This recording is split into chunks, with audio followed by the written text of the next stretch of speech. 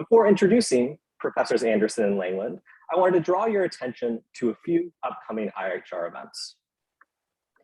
This Monday, as a continuation of our writing and publishing series, we'll be featuring a visit by Douglas Armato, Director of the University of Minnesota Press, for an in-person and hybrid Zoom event on University Press Publishing here at Ross Blakely Hall. That'll happen at 11:30 a.m. Arizona time. And on May 5th, the IHR will be hosting Alan Thomas, Editorial Director of the University of Chicago Press, and W.J.T. Mitchell, Senior Editor and former Editor-in-Chief of Critical Inquiry, also at 11 a.m.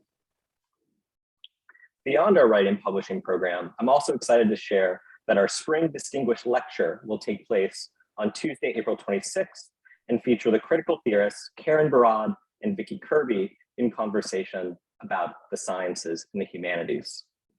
That'll be a hybrid event with the in-person option taking place at the Memorial Union in the Ventana A Ballroom from 4 to 7 p.m. For more on IHR events, as ever, please visit our website at ihr.asu.edu. Now, I'm thrilled to introduce this morning's speakers. Nicole Anderson is Director of the Institute for Humanities Research and Professor of English at Arizona State University, and is the founding editor of Derrida Today, one of the leading journals in continental philosophy and the theoretical humanities. Anderson's scholarship and editorial work is capacious. Her publications have cross-connected and critically contributed to various interdisciplinary terrains, including animal studies, ethics, cultural studies, biopolitics, post-structuralism, and post-humanism, a range exemplified by the decisive intervention of her 2012 book, Derrida, Ethics Under Erasure, which asserted the salience of a rigorous orientation across Jacques Derrida's philosophical work towards questions of ethics, a modality so often denied him by his critics. Drawing upon this constellation of thought from Derrida's work under Anderson's editorship, Derrida Today has addressed the many implications of Derrida for grappling with the present, culminating in key special issues on, among other topics, science studies, democracy, and most recently, pandemic and protest.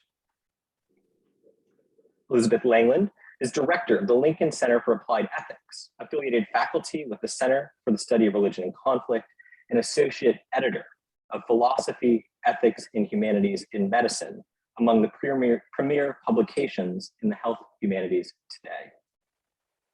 Langland's scholarship on Victorian literature, feminist and gender theory, cultural studies, and the theory of the novel has made critical contributions to 19th century studies and interdisciplinary humanities research in narrative, gender, and class, as well as the critical work of the novelist Elizabeth Gaskell. Lastly, I'll say on a personal note, I'm particularly excited to hear about the connections between the scholarly background and its translatability as a framework for Professor Langland's current editorial work in the health humanities. Please join me in welcoming our speakers.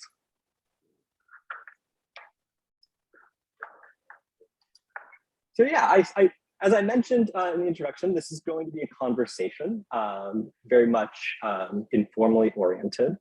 And I wanted to begin by just asking, for prospective authors for a journal, how would you characterize the importance of a journal's articulation of its scope and aims? Elizabeth. Thank you, Nicole. I'll be happy to talk about that. This is particularly relevant for me at this moment in the editorship of philosophy, ethics, and humanities in medicine, because in fact, we as a new editorial group are changing these scopes and aims. Previously, the journal focused more on bioethics, that is healthcare interventions with human subjects. And we're now making the journal much more interdisciplinary, focusing on the humanities and social sciences and their impacts on medicine, understanding medicine as much as an art, as a science, and really looking for articles that we would typically think about as medical humanities, health humanities, narrative medicine, so that it is very important now that our readers take a good look at what the new scopes and aims are in order not to waste their time submitting works that won't be of interest to the journal's editors. Yeah, I think that's a fantastic point.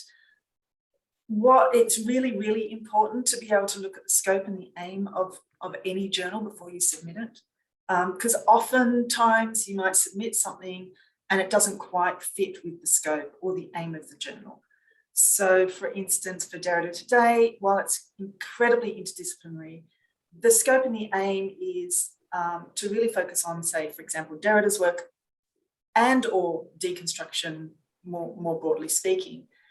But if you're just sending an article in, for example, that might be on continental philosophy and has nothing to do with Derrida, then unfortunately it won't be accepted into the journal. So it's really important to look at a scope and an aim of a journal before submitting a publication.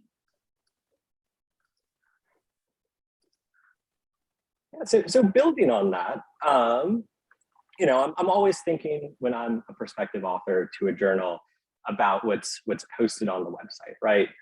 And yeah, I'm just curious your thoughts, because the guidelines for different journals vary so much. What would you say to an author about sort of thinking through those? Well, I'd be happy to launch in on that, because I've been thinking a lot about guidelines and how they can vary from journal to journal, and journals take these very seriously. Matters of formatting, footnote style, word length, whether it has to be an exclusive submission, and most journals do want a submission to be exclusive for obvious reasons. But some allow multiple submissions. So all of these things are critically important just in terms of getting one's article seriously reviewed. To the extent that one ignores them, then there's a sense that one simply isn't serious about the submission itself. I think that's right. And there's some other things to take into account here. So yes, you need to look at the guidelines, you need to look at the press's style guide, and you need to format your essay to that, as Elizabeth said, before submitting it. Now, the reason for this is it makes it much easier to send for review. And so you must always send an abstract in as well, I think, because that gets sent out to reviewers. The other reason, on top of what Elizabeth said in regards to, it shows that you're a serious scholar and you're taking the journal seriously, is that editors are, it's a voluntary position. We're not being paid to do the work that we do. And so while it might fall into some service load in your university, the extent of running a journal and copying and editing journals and issues is a huge amount of time, right? And there's often not much support, right? So it really does fall back on the editors, and those editors have got full-time jobs and have got a range of other commitments and their own publishing commitments as well. So it shows respect for the editor, because to have to then copy edit something that has to go out for review, which may not be accepted, again, that takes a lot of time and it can be quite frustrating. So I think that that's really important to take that into account. Yeah. Yeah. Go on, Jay. Oh, and I was just going to branch off of that answer. I'm curious how you all have sort of thought through the submissions process for both of your respective journals. Nicole, do you want to go first on that? Okay, so submissions is really interesting. Right? We get a lot of unsolicited submissions to the journal, which is fantastic. I love that. And we also do invited issues as well.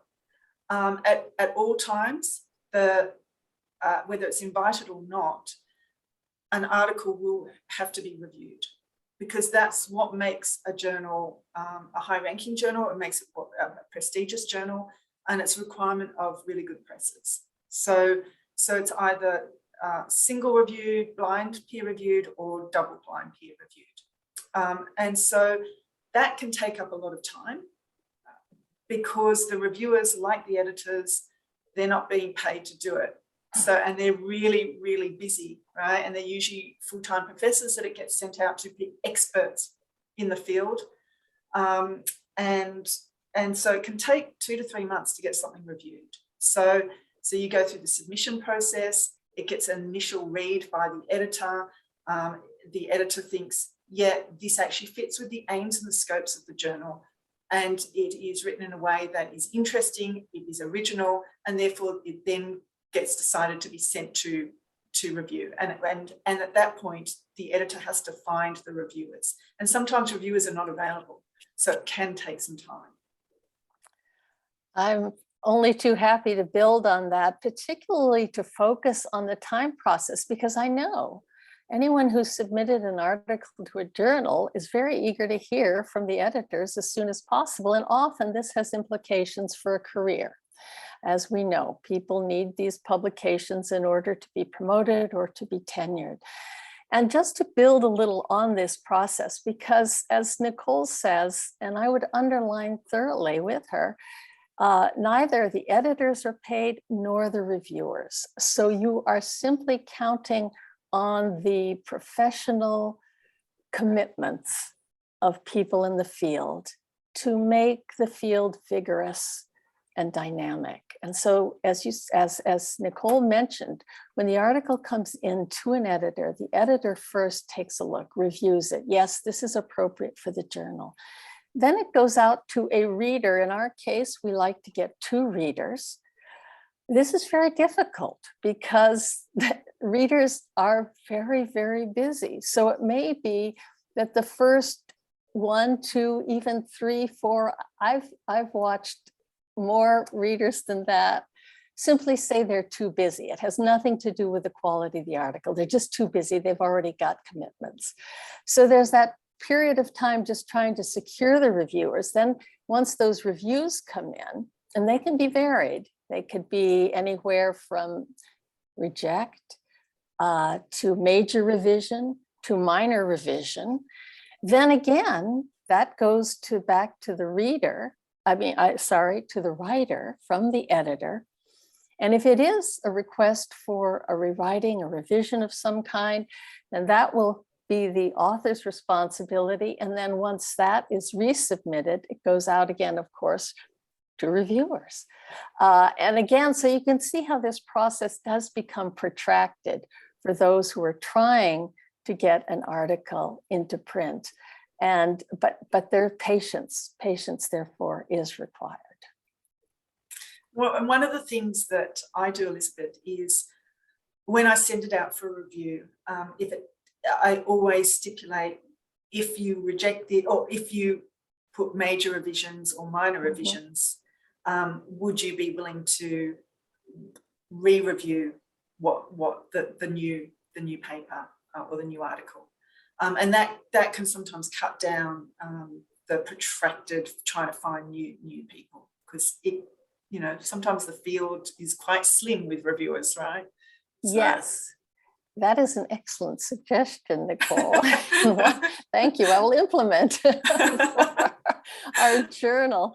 And one of the things I want to say about this too is that you assume and should assume that the reviewers are in good faith.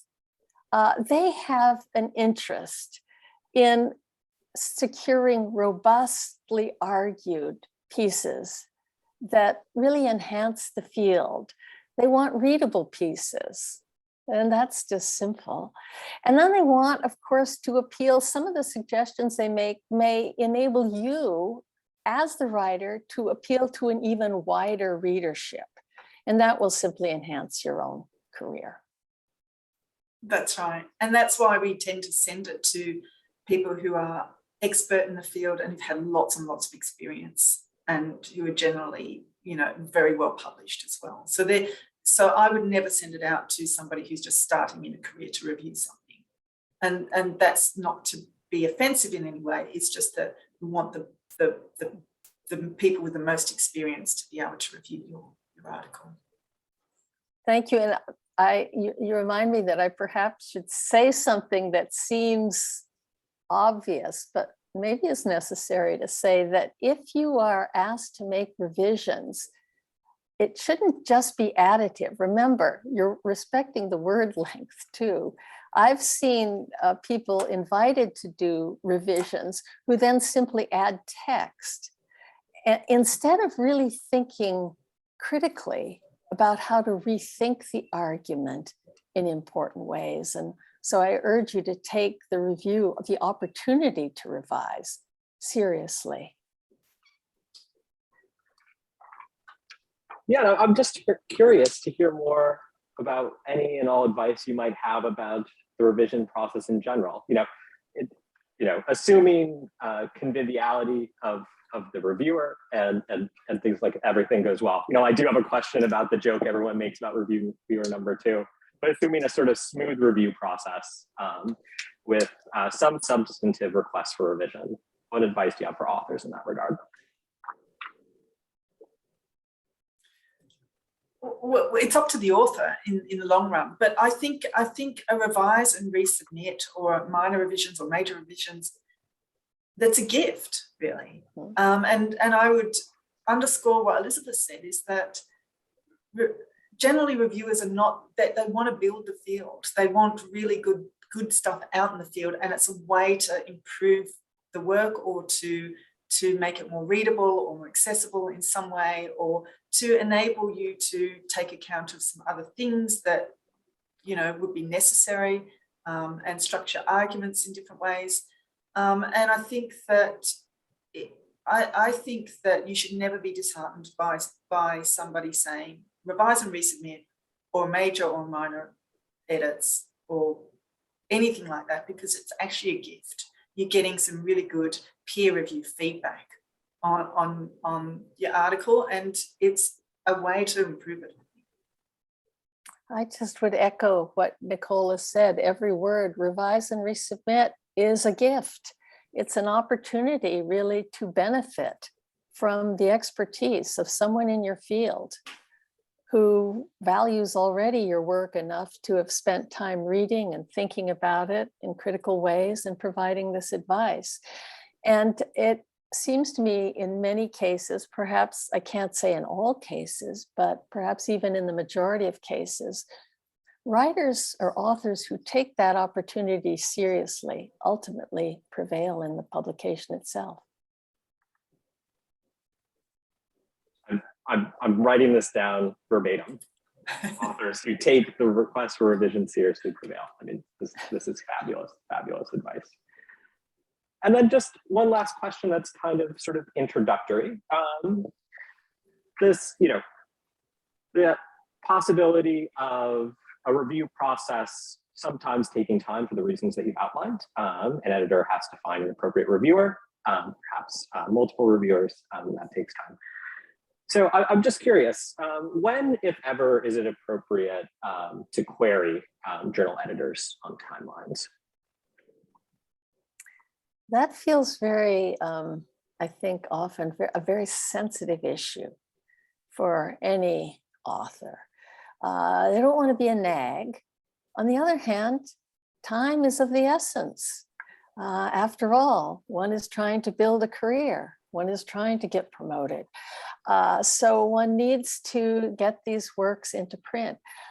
As an editor myself, and I'm very sympathetic to that. And so I am never troubled by an inquiry from an author about the timeline and what is happening, where something is in the process, and what I anticipate will be a time for decision. But I'd love to hear what Nicole has to say about that. I'm in agreement. I don't mind at all people asking, and I usually like to, when they do ask, I clarify. I let people know what's happening. It's not a problem to ask about those things. Yeah.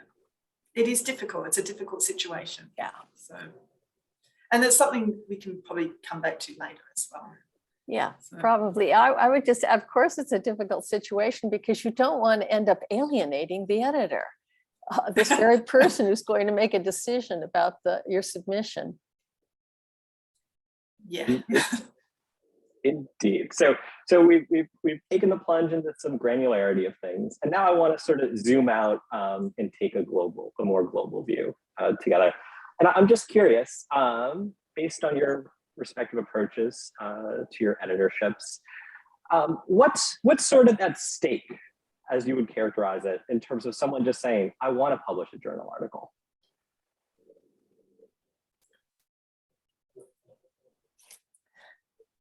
Well, we've talked about some of those things. And Nicole, do you want to just lead in with that?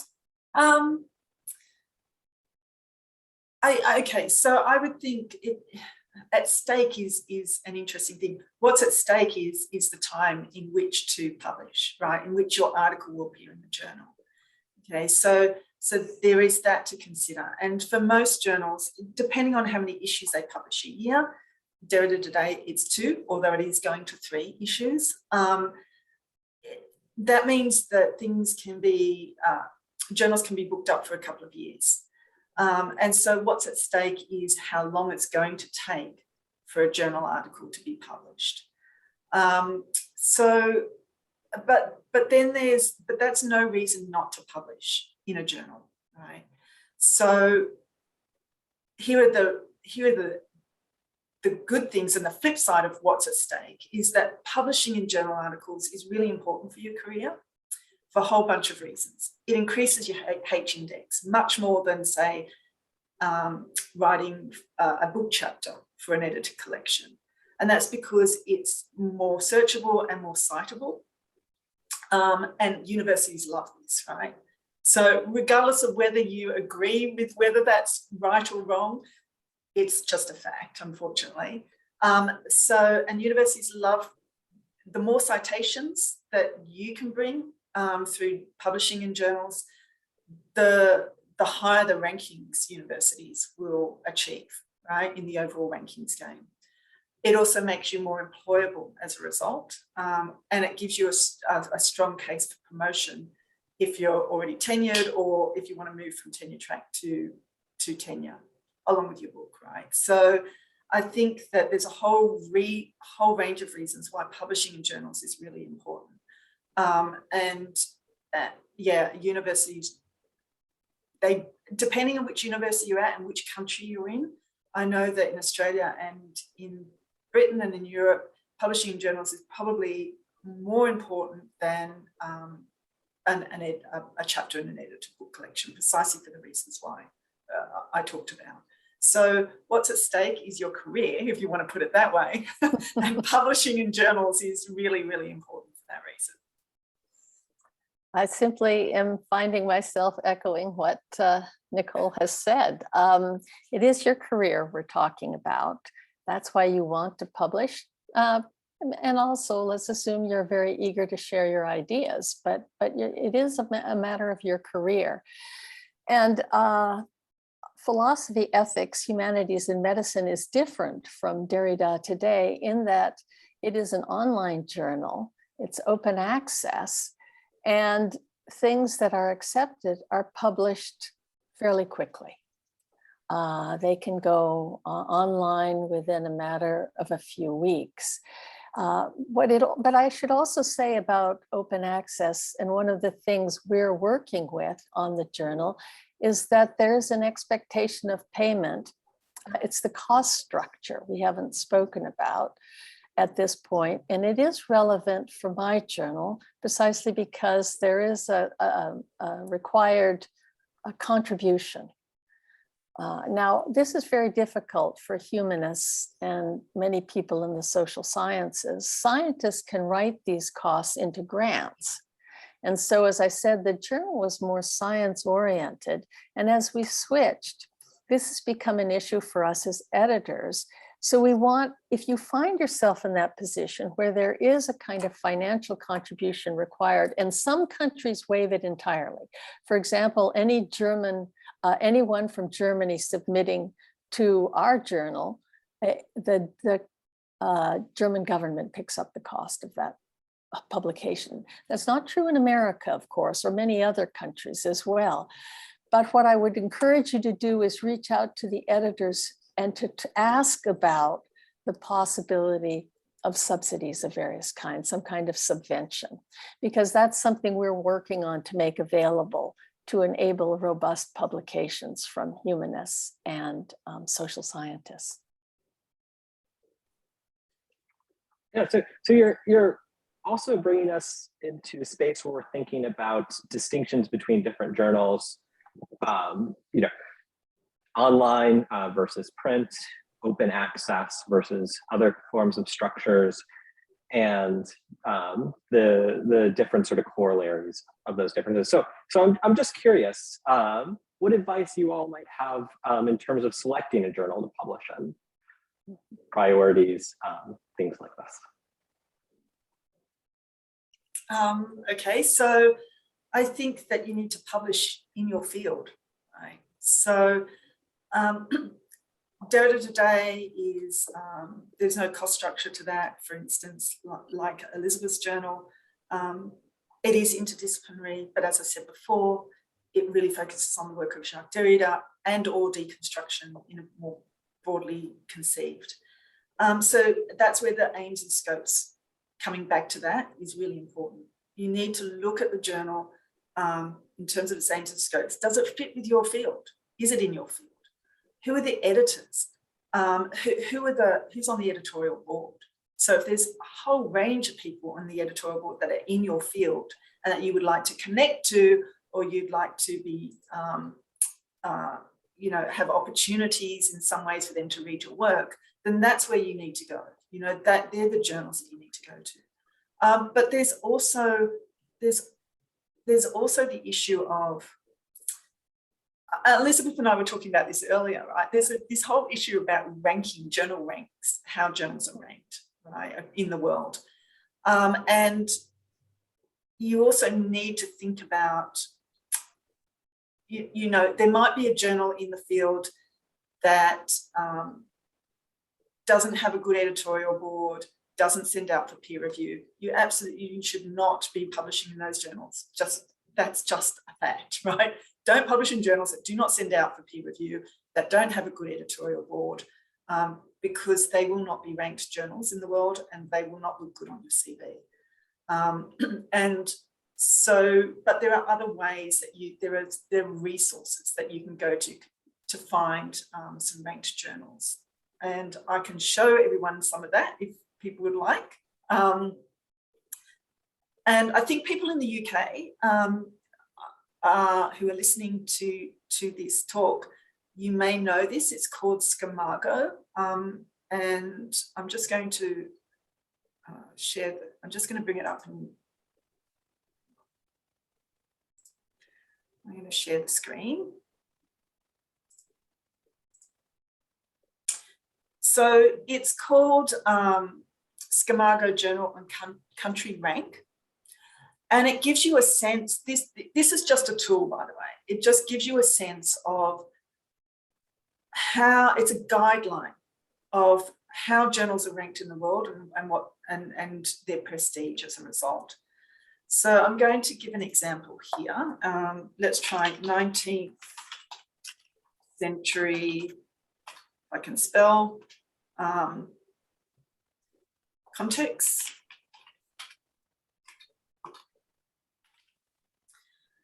So you just go to this website, you just type in Scamargo Journal and Country Rank, it brings this up, you type in your journal that you're interested in publishing in, and no results were found for that.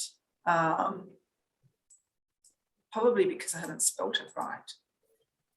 Go. Let's try again. Okay, so it brings up 19th century context here. You just click on that. And it tells you everything you need to know about the journal.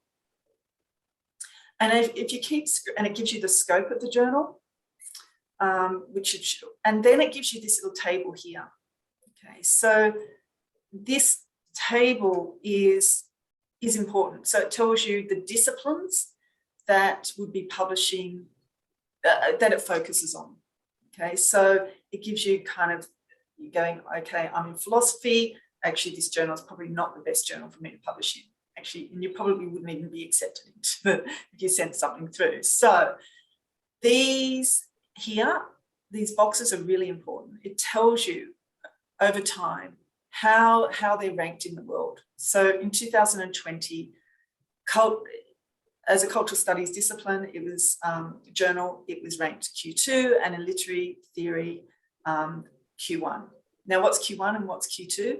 Q1 is the quartile in which it's ranked, and Q1 is the highest. Q2 is the next, then there's Q3 and Q4. So if you can get into Q1, Q2 journals, that's fantastic. I'm going to stop sharing this at the moment, but that's just an example, right? So let's stop sharing, right? So what that does is it's a guideline for what it gives you, what the scope of the journal is. It tells you which disciplines it accepts and where it's strong. It tells you how it's been ranked in the world. I do want to just say about that ranking that in some ways take it as a pinch of salt. It is important in one respect, but rankings are a game, and it is just a guideline. And I think that if there's a journal that's ranked Q4 or Q3, but is really in your field, then I think it's okay. Personally, I think it's okay to publish in those, so long as you're not publishing in only those journals. And those journals are important to publish in if they have a fantastic editorial board that you want to engage with in some way, that you want those people to read your work, you want to make connections with that. And that's just as important, because it enables your work to get out into that field, which is really, really important for building a career. Elizabeth, do you want to add? Yes, just to build a little on your excellent points. Truly, ranking systems exist everywhere. This Schemago is a very interesting one and very helpful one, as Nicole said, but you'll also find that depending on what university you're in, what department you're in, your own department, your own school may have its own ranking system, and you should, if it exists, you'll at least want to acquaint yourself with that. But I do want to underline what Nicole said about new fields of inquiry, where the journals obviously aren't going to be that well established. They aren't going to have made it into the top ranking systems. They're too new for that. And yet these are the very journals in which experts in your emerging field are publishing. They're the very journals where the experts in your field are sitting on the editorial boards. They're the very places you need to place some of your work. As Nicole suggests, probably not exclusively. It's good if you can diversify your publications in various journals, various venues, but certainly you don't want to place all of your sort of assessment of where to submit a journal simply on a ranking, tier 1, tier 2, etc. Yeah, so these matters are more dynamic than static, and really it's up to an author to imagine sort of where their vision fits within a set of publications and where their values are with who they're submitting to and want to connect with. This is great. So, I noticed when I was sort of looking through who would be the attendees and in conversation with some of them ahead of the event, that we actually have a fabulous number of graduate students with us. And I was wondering, do you have any specific advice for those among us whose publications might be coming from a thesis or a dissertation that's either in progress or just on the verge of being completed, or has recently been completed? Yeah, this is a really good question, because obviously as a graduate student, you're working to finish that dissertation, that thesis, and that has to be your priority. And yet there's also extraordinary pressure to have published something when you go out on the job market. But rarely, if ever, I don't know if I've ever seen this, can you just take a chunk of the dissertation and just submit it as an article. That will speak its origins, as it were. It will reveal to the editor that you've just taken a chunk of something and simply submitted it out of, I suppose, a real need to get something in print. So no, you want, even at the point that you are writing that dissertation, you should be thinking about whether there is a chapter, perhaps more than one, although I wouldn't advise that you think of publishing more than two parts of your dissertation, but that you could tailor into a convincing argument that will stand on its own. Because obviously a dissertation shouldn't just be a bunch of separate articles. It is a coherent argument. So you will need to make those adjustments as you take that piece from its coherent argument and place it by itself. It will need to be revised, rewritten, and reorganized and somewhat rethought in terms of presentation. Yeah, I agree. I often, having edited the journal since, well, founding Derrida Today in 2007, I've been running it since then. I'm pretty good at picking an article straight away and knowing it's from a dissertation. And there's ways you can see that, and that's not only the sometimes a very formal style of writing, right, that is required for a dissertation, and very rigorous, and not to say that it shouldn't be rigorous for a journal, but just sometimes in a different way. But also the fact that it's out of context. You can tell when something's out of context and that there's something else that should precede it or situate the argument a bit better.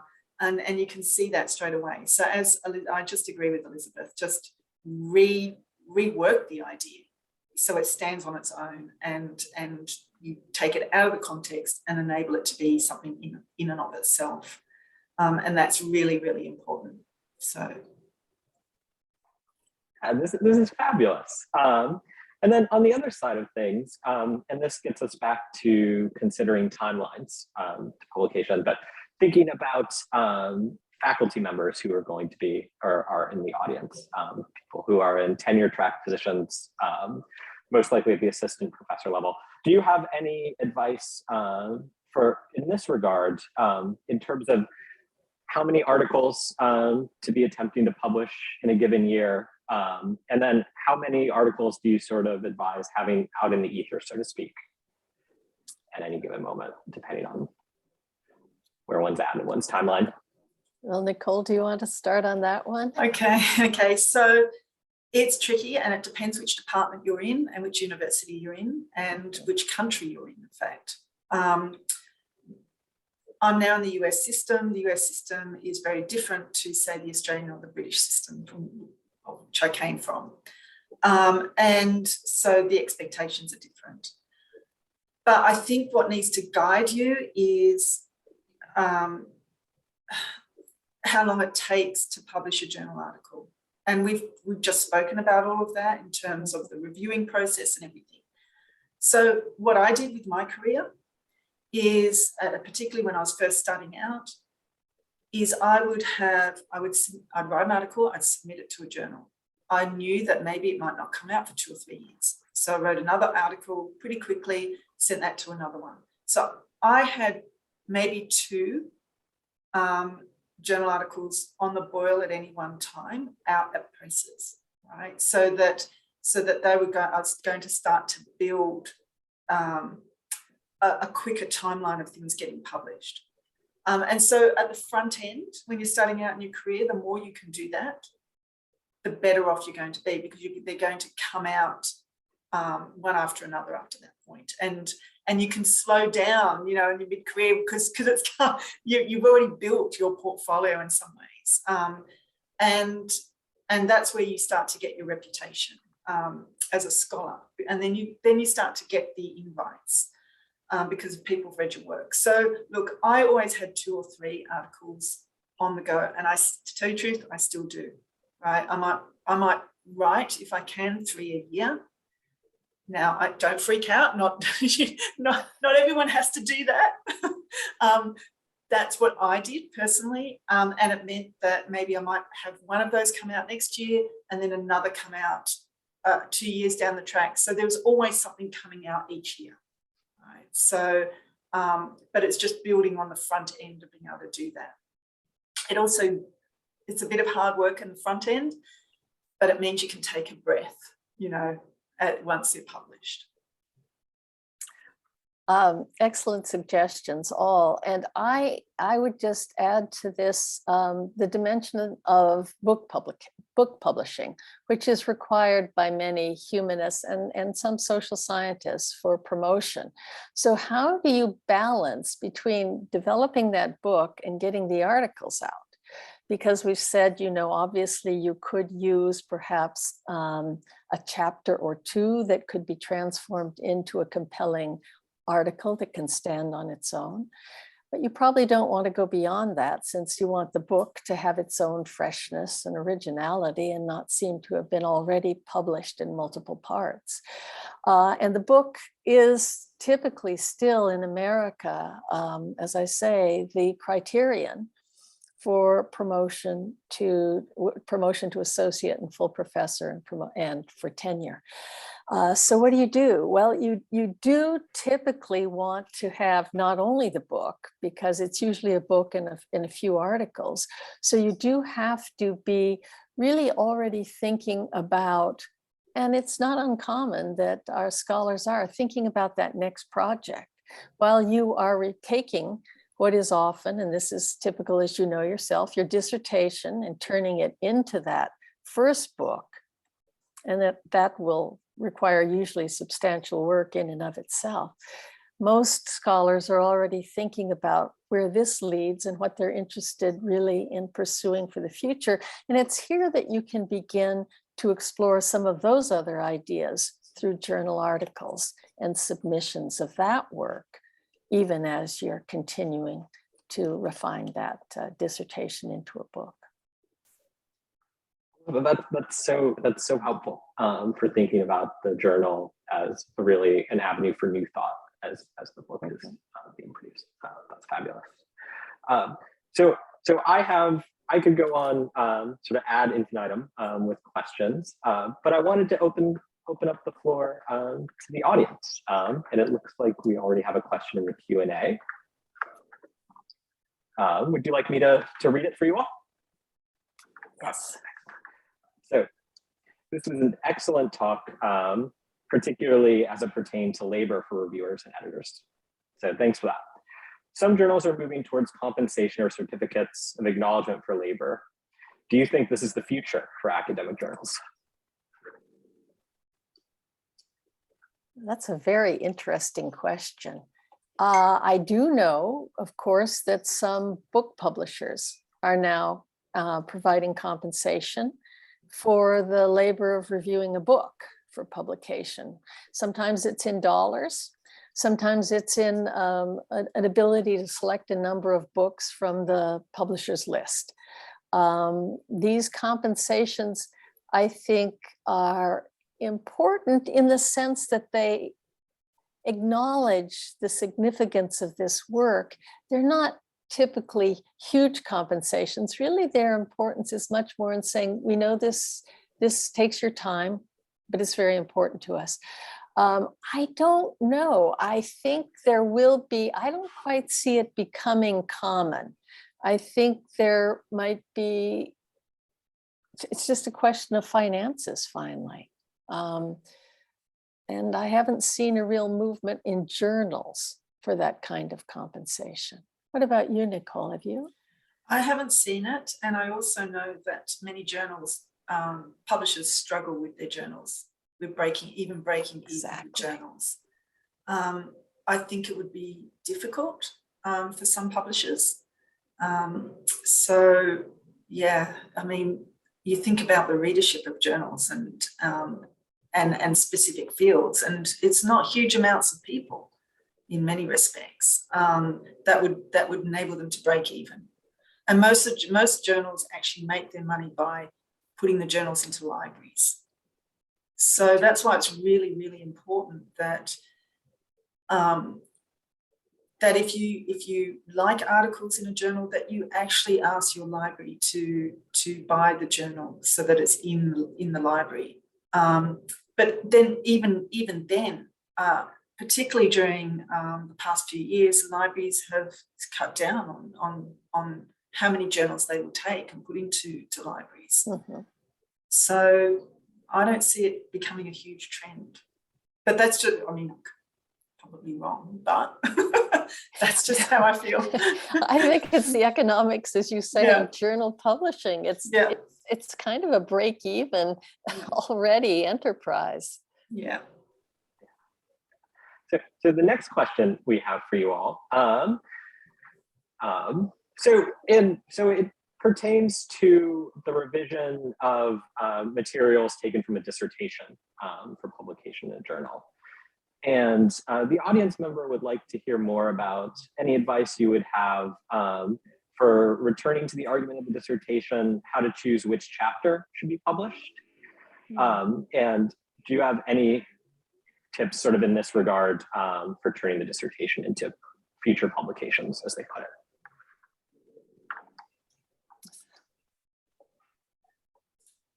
We're looking at each other. That's a Yeah, tough question. It's a tough question. Do you want to start? Okay, I'll give it a go. Okay. So I think that is a tough question. There are one or two ways you can go once you've done a dissertation. You can turn it into a book, right?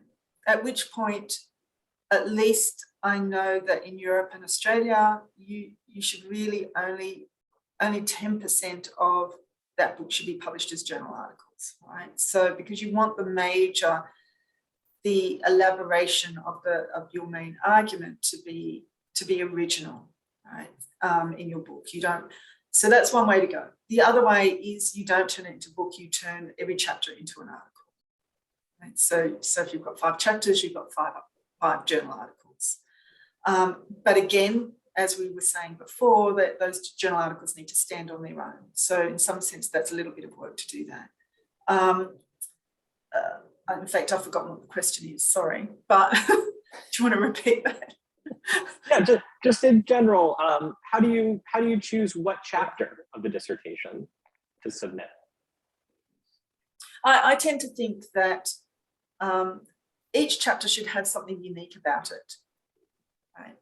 And it should have, you don't just have one. You might have a main argument in a dissertation, right? But you also have sub-arguments, right? Mm-hmm. And one way to do that without losing from the book in general is to take one of those sub-arguments and turn that into a new paper, right? So you've already done the research around it. You just need to reframe it so that it is not taking away from a book you might want to publish, but is actually elaborating on some other area in that chapter that would be specific to your field of research or to the particular journal you're wanting to submit it to. And just to build on that a little, if you think about a book, particularly for me, and I'm familiar with the humanities, more familiar with the humanities than perhaps the social sciences, but the book begins with a general introduction, and we've got an introductory chapter. And then, as Nicole said, you've got those chapters that then exemplify, usually each in a different way, what you've argued in the introduction. And then there's a concluding chapter, typically pulling together the implications of the arguments now that you've looked at several different examples.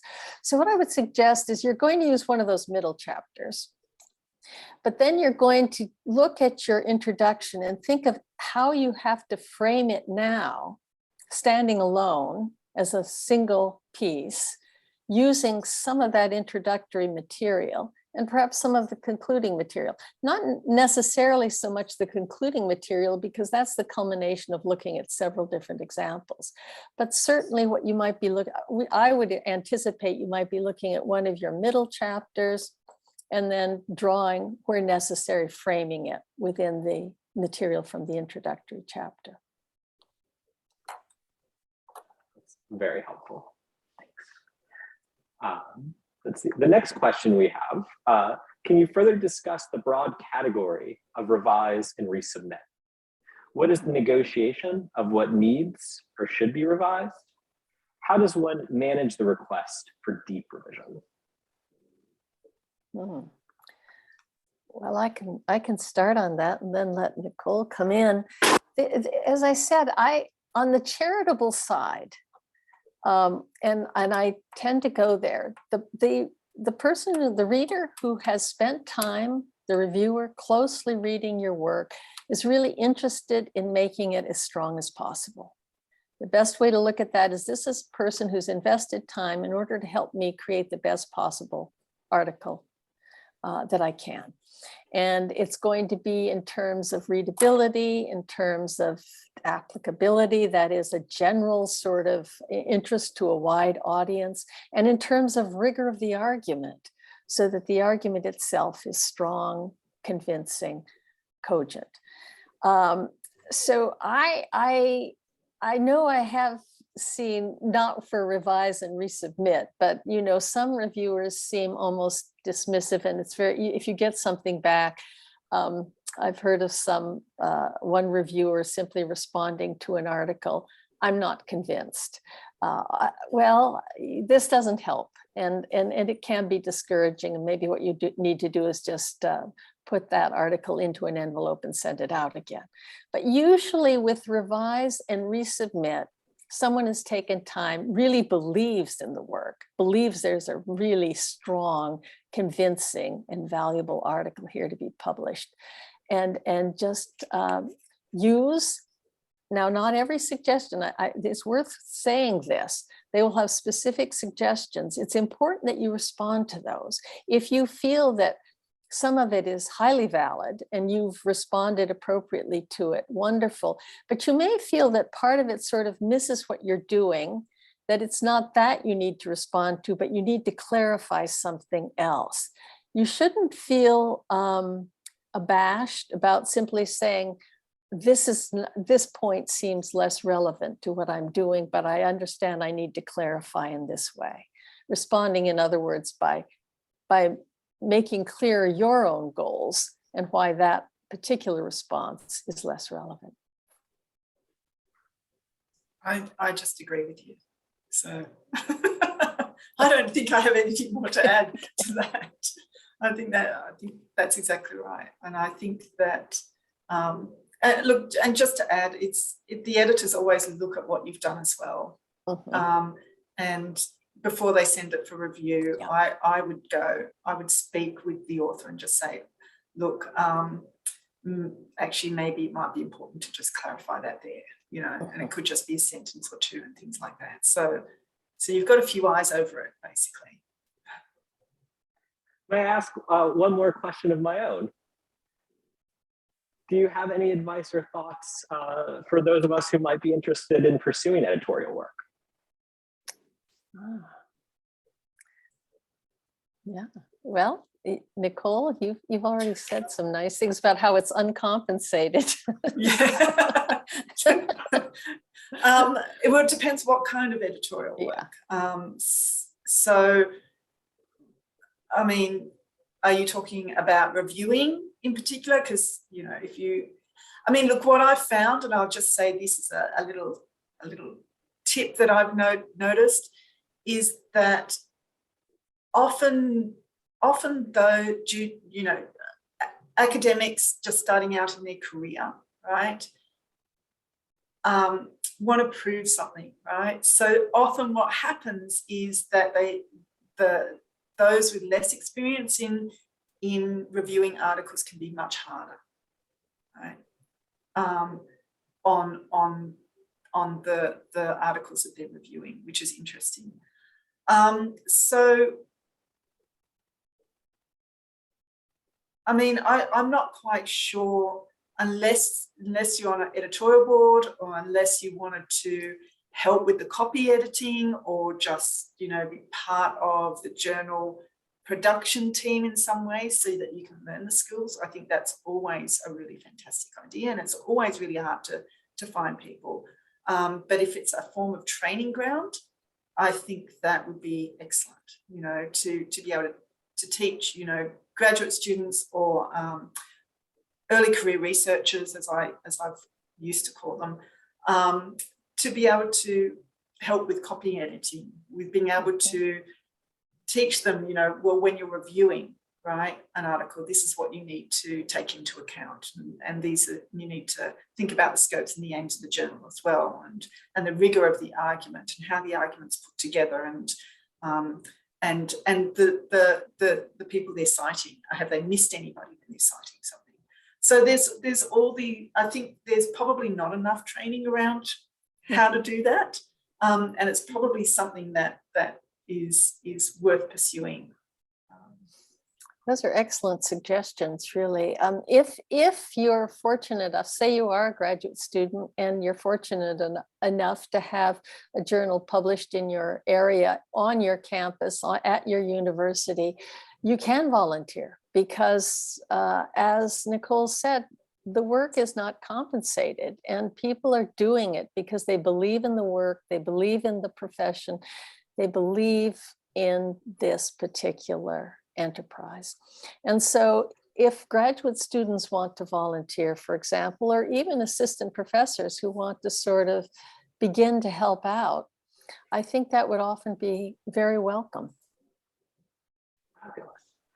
Well, on that inspiring note, Elizabeth, I want to thank both yourself and Nicole for your time, and all of you for joining the conversation. And yeah, we look forward to seeing you at IHR events in the future. Have a good afternoon. Thank you.